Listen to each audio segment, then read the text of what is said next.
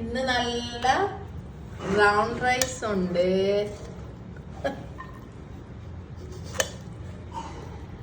Round rice കുറച്ച് നമ്മൾ എടുക്കല്ല, അത്ര മതി. നമുക്ക് മുളകിട്ടത് എടുക്കാം.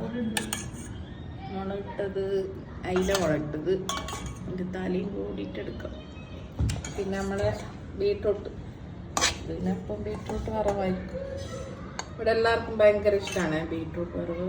മറിയത്തിനെല്ലാം ഭയങ്കര ഇഷ്ടമാണ്. ഇനി സ്പെഷ്യൽ നെല്ലിക്ക ചമ്മന്തി.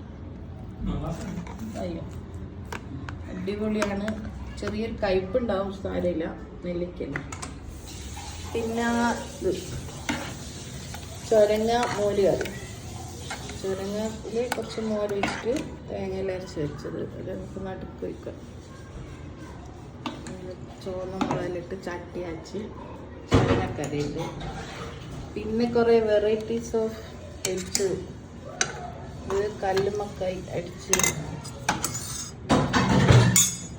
നല്ല പൊരിച്ച കല്ലുമ്മക്കായി വെളിച്ചെണ്ണയിൽ ഇട്ടിട്ട് പൊരിച്ച് അടിപൊളി സാധനം. കുറച്ച് കൂടുതലെടുക്കാം. അടിപൊളി, എൻ്റെ ഫേവറേറ്റ് സാധനമാണ്.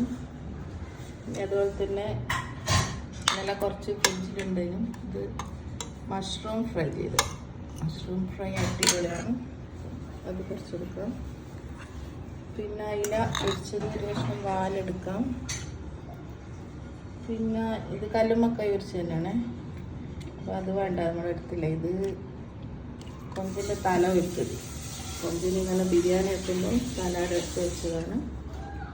കൊഞ്ചിൻ്റെ തല മാത്രം പൊരിച്ചത്. അപ്പോൾ അതെല്ലാം കഴിഞ്ഞ് ഇനി ഒരു ഉപ്പിലിട്ടത് വേണ്ടേ, നെല്ലിക്ക ഉപ്പിലിട്ടത്.